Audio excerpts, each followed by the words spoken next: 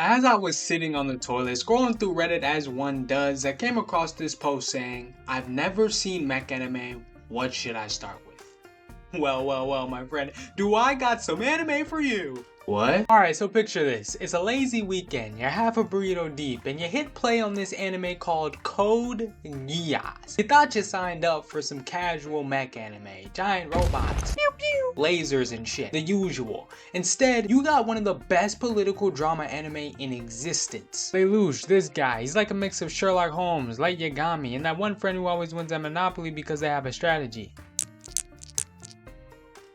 Victory!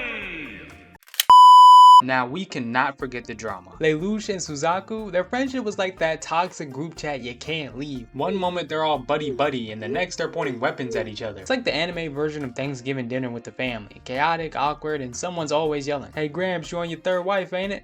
That's why your mama dead. And don't get me started on the Geass. It's like a magical wish-granting eye, but with a catch. Every time Lelouch used it, I felt like I was watching someone handle a really sharp knife. Sure, it's useful for cutting cake, but blink wrong and you suddenly started World War III. Of course, no story's complete without some moral dilemmas. Like, what's the price of freedom? How far would you go for justice? And more importantly, why does Pizza Hut exist in this dystopian nightmare? I kid you not, every other episode had a fucking Pizza Hut cameo. I started rooting for 2C not because she's cool, but because she's just out here vibing with a slice while the whole world burns. Now, I'm not gonna lie, through my times of watching anime, I thought I knew what good animation looked like. You know, clean lines, smooth movements, the usual stuff. And then I watched Gurren Lagann, and my brain quite literally this anime, bro, it does not just animate mechs. It literally wrestles them into your eyeballs with the intensity of 1,000 drills. Now, I'm not gonna lie to y'all boys, it's kind of like Studio Gainax said, rules? Fuck them. The characters, they bend, they stretch, and they explode with emotion. And the robots, they move with the kind of energy that makes physics professors weep. I mean, one minute you're watching a scrappy robot throwing punches, and then the next, it's flinging galaxies like frisbees. It's literally so ridiculous, you don't even question it. You just sit there, mouth open, thinking, yep, makes sense. But what really makes the animation work isn't just the chaos. It's actually the heart. The characters are drawn with such raw emotion that you literally feel every moment. Communist speeches, his expressions could literally charge a car battery.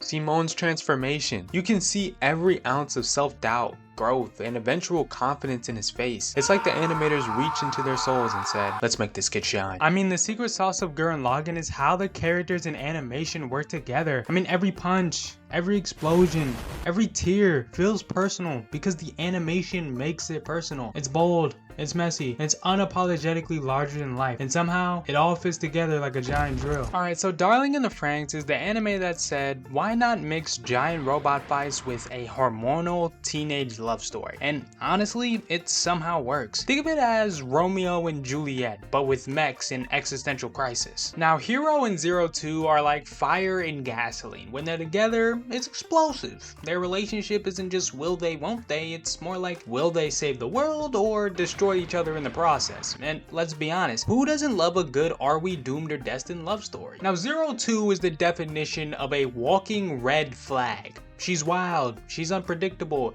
and she calls Hero her daddy in a way that somehow makes your heart melt and your brain scream. And Hero's that guy who starts off as a wet blanket but transforms into a romantic lead who's willing to risk it all. Watching them connect was like watching two puzzle pieces click together. Sure, the pieces are on fire, but they fit. The romance isn't just Hero and Zero Two. The rest of Squad 13, oh boy. It's like watching a reality show called Mechs and Misunderstandings. Everyone's got feelings, nobody knows how to talk about them, and it's somehow hilarious and heartbreaking all at once. Now, what makes Darling in the Franxx special is how the romance and fight scenes work together. Every battle isn't just about defeating the enemy. It's about the characters growing, learning, and let's be real, we're getting through a lot of relationship drama. It's like a therapy session, but with laser beams. Alright, listen, I thought I was ready for 86. I went in thinking, oh, it's another war anime with cool mechs. What I got? A masterclass in emotional destruction. This show didn't just tug on my heartstrings. It ripped them out, tied them in knots, and handed them back with a sad smile. Now let's start with the Spearhead Squadron. These aren't just characters. They're walking, talking heartbreaks.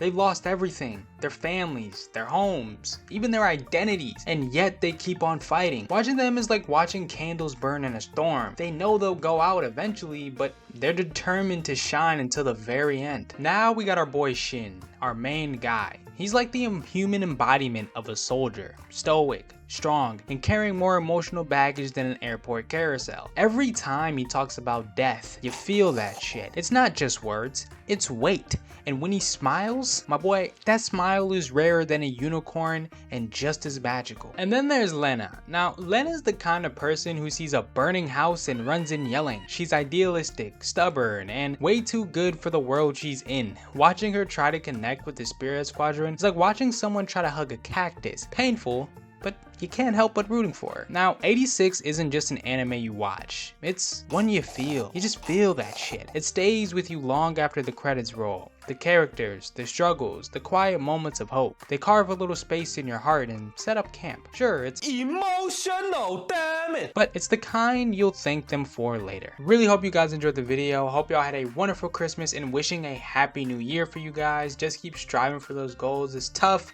but we gotta do it anyway. See y'all in the next one. Peace.